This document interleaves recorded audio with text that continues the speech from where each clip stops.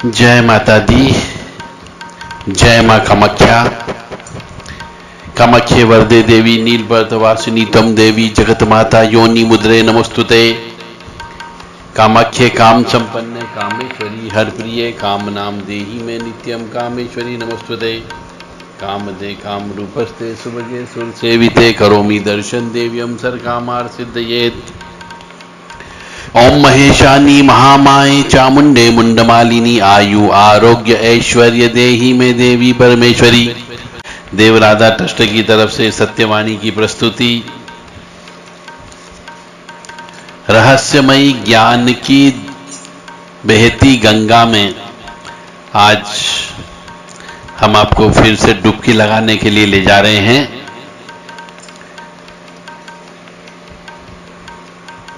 बहुत गंभीर प्रश्न है जो आज के जमाने में चल रहा है। दुख दूर क्यों नहीं होता जबकि हम ईश्वर का नाम लेते रहते हैं? क्या ईश्वर है या हमारी गलती है कि हम सही तरीके से ईश्वर का नाम नहीं ले पा रहे हैं? या क्या भगवान आपका गुलाम है कि आपने पूजा कर दी या नाम जप ले लिया तो आपका काम कर देगा? क्या ईश्वर ने कहा है कि मेरा नाम लो तो मैं तुम्हारा काम कर दूंगा? आप मंत्र जप क्यों करते हो? आपने पूजा पाठ करना सीखी है या नहीं सीखी है कि ऐसे ही रास्ते चलते आप पूजा पाठ करने लग गए? क्या आपने मंत्र जप करना सीखा है जो स्वयं मंत्र जाप करने लगे?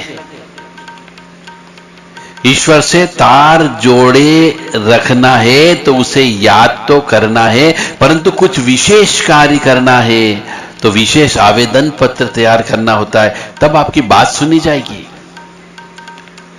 और आपकी पूजा स्वीकार क्यों नहीं होती? इन सब प्रश्नों का उत्तर हम आपको देने जा रहे हैं। बहुत से मनुष्यों से, साधकों से, पूजा करने वालों से या धार्मिक विचारों वाले मनुष्य को हमने कहते हुए सुना है कि हमने इतनी पूजा पाठ कर ली, इतने लाख जप कर लिए, इतने जप स्वयं ने कर लिए और इतने लाख जप हमने पंडित जी से करा लिए, परंतु कुछ नहीं हुआ। हमने दुर्गा सप्तशती के इतने हवन करवा लिए, हमने श्री दुर्गा सप्तशती और श्री भागवत जी के इतने पाठ करवा लिए, 16 सोमवार भी कर लिया, एकादशी भी कर ली, कई बार रुद्राभिषेक भी करा लिया, जैसा जिसने बोला वैसा हमने कर लिया, परंतु भगवान ने हमारी एक नहीं सुनी। किसी ने बोला 21 शनिवार को पूजा करो शनि की, तो हमने जैसी पूजा बताई वैसी पूजा भी कर ली और कराई भी, परंतु कभी सुधार नहीं हुआ। तो भगवान ने एक नहीं सुनी, सब पूजा पाठ बेकार हो गई। और यहां तक भी सुना जाता है कि मैं तो पूजा कर करके बर्बाद हो गया, ऐसे भी कहते हैं। अब इन ज्योतिषियों और तांत्रिकों के इन पर से हमारा भरोसा उठ गया।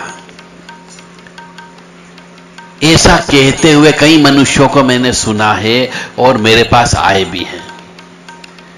अब वो कई बार तो कहते हैं साहब भगवान है कि नहीं, मुझे शंका होने लगी है। मैंने तो सब भगवान की मूर्तियां, तस्वीरें इन सबको उठा के एक तरफ रख दिया, या मंदिर में रख करके आ गया, या नदी में विसर्जन कर दिया, या पीपल के पेड़ के नीचे रख के आ गए।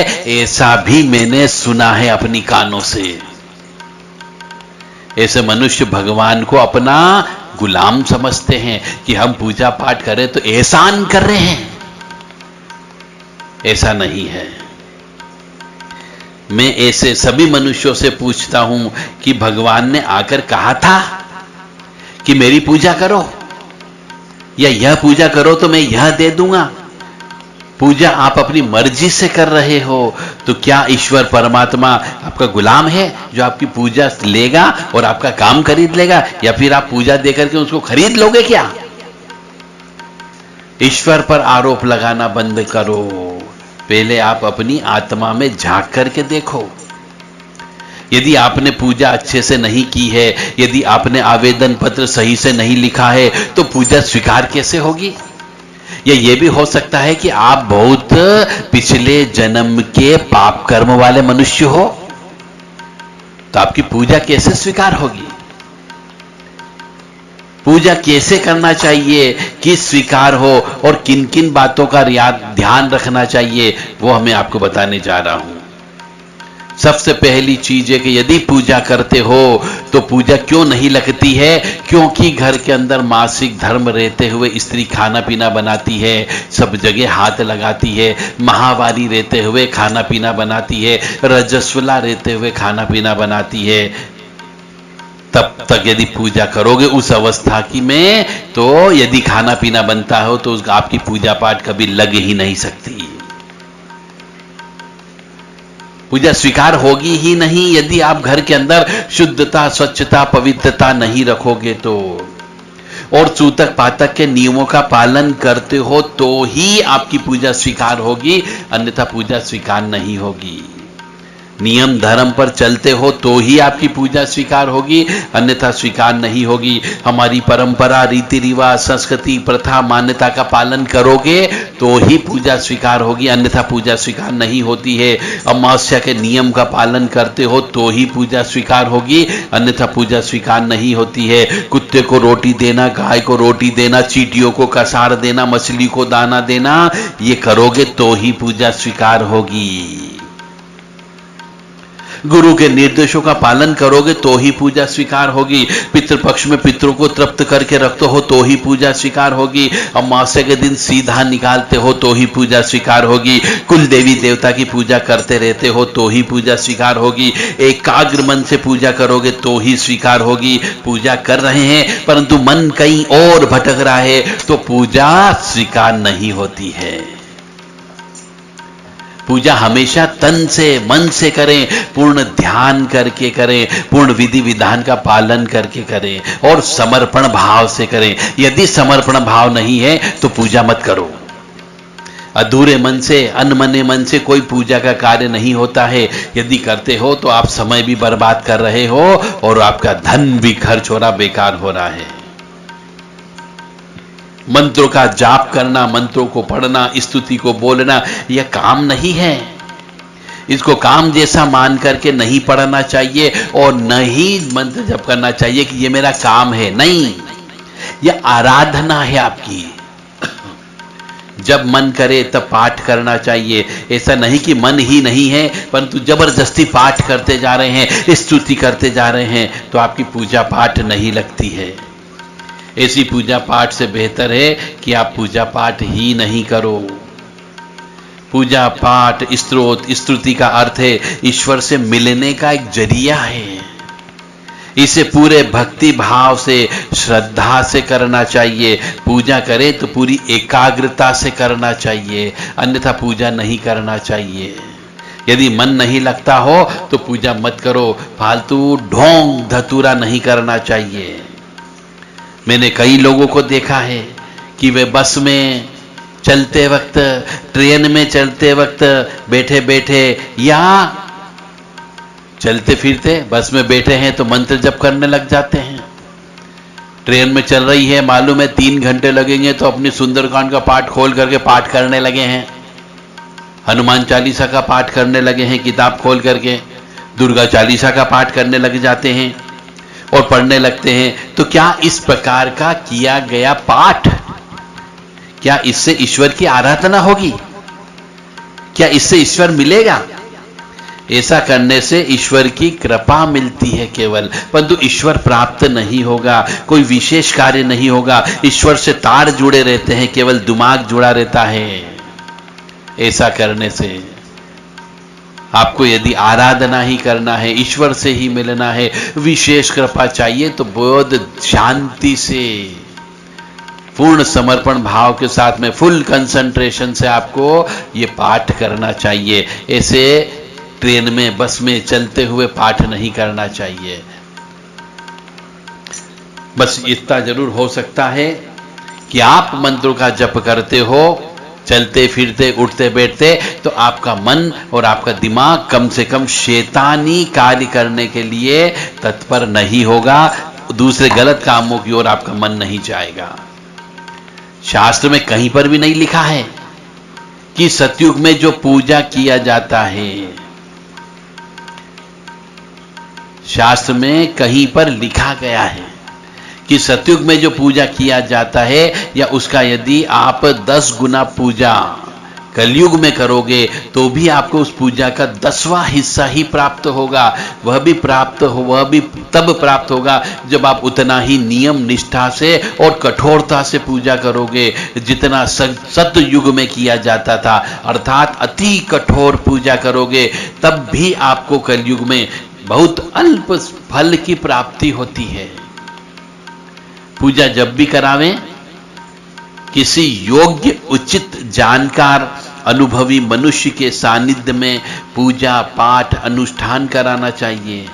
क्योंकि मैंने भी महसूस किया है कि बाजार में बहुत से ऐसे विप्रजन हैं जिनको पूजा पाठ या अनुष्ठान करने की ई भी नहीं आती है, परंतु पूजा पाठ या अनुष्ठान करने चले जाते हैं और अनुष्ठान करते भी हैं।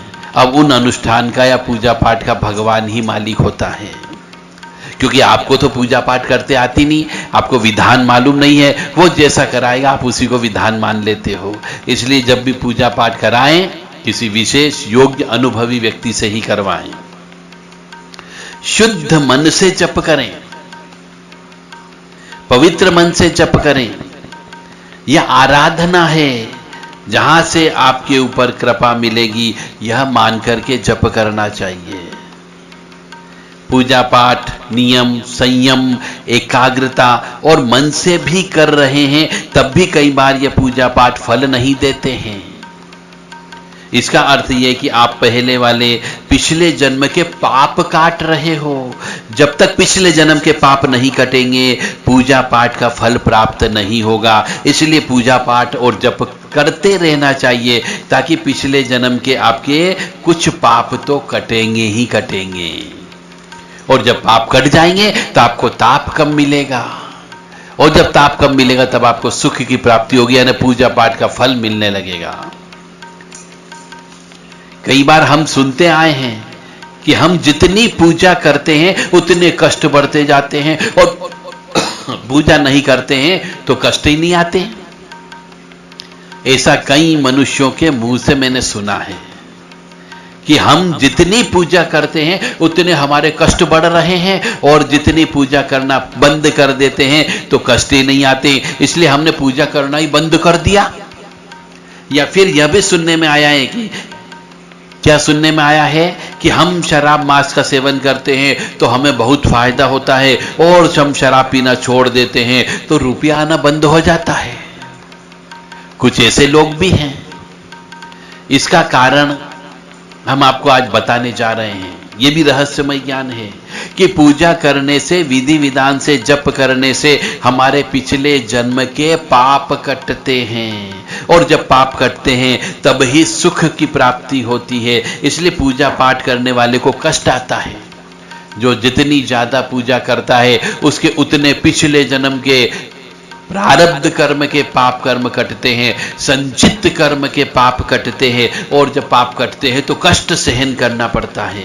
जैसे रात के बाद दिन अवश्य आता है, तूफान के बाद शांति अवश्य आती है, और दुख के बाद सुख अवश्य आता है, उसी प्रकार पूजा करने के बाद में जब कष्ट निकल जाएगा तो सुख की प्राप्ति अवश्य होगी ही होगी। तो अब आपको समझ में आ गया होगा कि हम जो व्यक्ति पूजा पाठ करता है उसको कष्ट क्यों आता है, और जो पूजा पाठ नहीं करता उसको कष्ट क्यों नहीं आता है। क्योंकि जो पूजा ही नहीं करता है तो उसके पाप नहीं कटेंगे, और पाप नहीं कटेंगे तो उसे कष्ट मिलेगा ही नहीं। वो और पापों को जमा करता जाता है, और एक समय ऐसा आएगा कि जब उसका जन्म होगा तो वह विकलांग उत्पन्न होगा, अंधा उत्पन्न हो सकता है, काना उत्पन्न हो सकता है, बेहरा उत्पन्न हो सकता है, कोढ़ी मनुष्य के रूप में उत्पन्न हो सकता है, या फिर जन्मजात पैरालिसिस उत्पन्न हो सकता है। जप शुरू करने के पहले ब्रह्म मुहूर्त में उठना चाहिए। शराब का सेवन बंद कर देना चाहिए, मांस का सेवन बंद कर देना चाहिए, चुगली करना बंद कर देना चाहिए, झूठ बोलना बंद कर देना चाहिए और रोजाना सुबह सुबह जप करने की आदत डालना चाहिए। तो जो जप करोगे वो जप आपके स्वीकार होने लग जाएंगे। और यदि आप ये सब करते करते रहते हो तो फिर आपके जप का फल प्राप्त नहीं होगा। पूर्ण शांत चित्त भाव से, श्रद्धा और विश्वास के साथ, समर्पण भाव से जप करना चाहिए और शुद्ध स्थान पर करना चाहिए।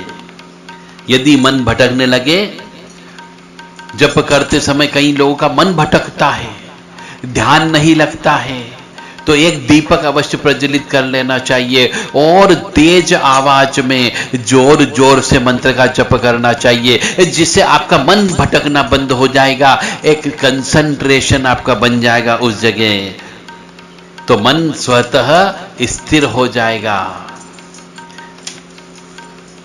घर की ऊर्जा धनात्मक होना चाहिए। यदि घर के अंदर नकारात्मक ऊर्जा है तो आपका पूजा पाठ का फल नहीं मिलेगा, क्योंकि घर के अंदर आप प्रेतों को पूज रहे हो। जो व्यक्ति मर चुका है उस व्यक्ति की तस्वीरों के आगे आप दीपक अगरबत्ती लगाते हो, या फिर घर के अंदर आपने एक स्थान देकर के एक पत्थर के ऊपर प्रेतों को बिठा दिया हो और उनकी पूजन अर्चन कर रहे हो, तो आप भगवान का कितना ही जप कर लो, कितनी ही स्तुति बोल लो, आपके पूजा पाठ का फल आपको मिल ही नहीं सकता। इसलिए यदि आप सोचें कहीं आपके घर में प्रेतों की पूजा तो नहीं हो रही है, जो व्यक्ति मर चुका था क्या उसको पूजना तो प्रारंभ नहीं कर दिया आपने, और यदि हो रहा है तो भगवान की तक आपकी पूजा नहीं जाएगी। इसलिए घर के अंदर धनात्मक ऊर्जा होना चाहिए, यानी ईश्वरीय शक्ति होना चाहिए, तब आपकी पूजा लगना प्रारंभ होगी। और इस काम करने के लिए आपको गूगल की धुनी देना चाहिए, घी शक्कर की धुनी देना चाहिए, जटामासी, मिश्रित कपूर, लौंग, पीली सरसों, काली राई, जायफल, इन सबको मिलाकर के एक धूना बना लेना चाहिए। उसकी धुनी गाय के सूखे गोबर को जला करके देना चाहिए, जिससे घर के अंदर शुद्धता बनी रहती है, स्वच्छता बनी रहती है, पवित्रता बनी रहती है और आपका जप करने में मन लगेगा, मन भटकेगा नहीं। रात को सोते समय परमात्मा का ध्यान अवश्य करें, उसको धन्यवाद दें कि आज का दिन तुमने हमें बिना किसी परेशानी के, बिना किसी कष्ट के रहने खाने पीने की व्यवस्था की है, इसलिए परमपिता परमात्मा तेरा लाख लाख शुक्रिया।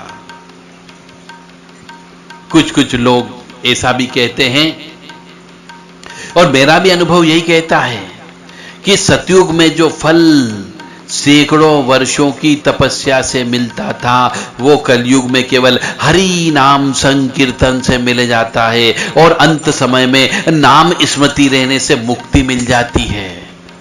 इसलिए मनुष्य को भगवान का नाम लेते रहना चाहिए, चलते फिरते उठते बैठते हमेशा हरि नाम संकीर्तन करना चाहिए। जैसे कि श्री राम जय जय राम, श्री राम जय जय राम, श्री राम जय राम, या फिर अपने इष्ट का नाम लेते रहना चाहिए। दुर्गति नाशिनी दुर्गा जय जय, काल विनाशिनी काली जय जय, उमा रमा ब्रह्माणी जय जय, सीता राधा रुक्मणी जय जय। दुर्गति नाशिनी दुर्गा जय जय, काल विनाशिनी काली जय जय, उमा रमा ब्रह्माणी जय जय, सीता राधा रुक्मणी जय जय। कुछ भी नाम आप ले सकते हो, ईश्वर एक है, वहां तक आपकी आवाज अवश्य जाएगी। आपके बिजली के तार, करंट वहां तक पहुंच जाना चाहिए, कनेक्शन अवश्य मिलेगा। बार बार बार बार आप उसका नाम का उच्चारण लोगे तो निश्चित तौर से बिजली के तार अवश्य जुड़ करके आपके घर के अंदर लाइट अवश्य आ जाएगी। अब लाइट आ जाएगी तो आप 0 वाट का बल्ब जलाएंगे कि 10 वाट का बल्ब जलाएंगे कि 100 वाट का बल्ब जलाएंगे, ये आपके ऊपर निर्भर करता है।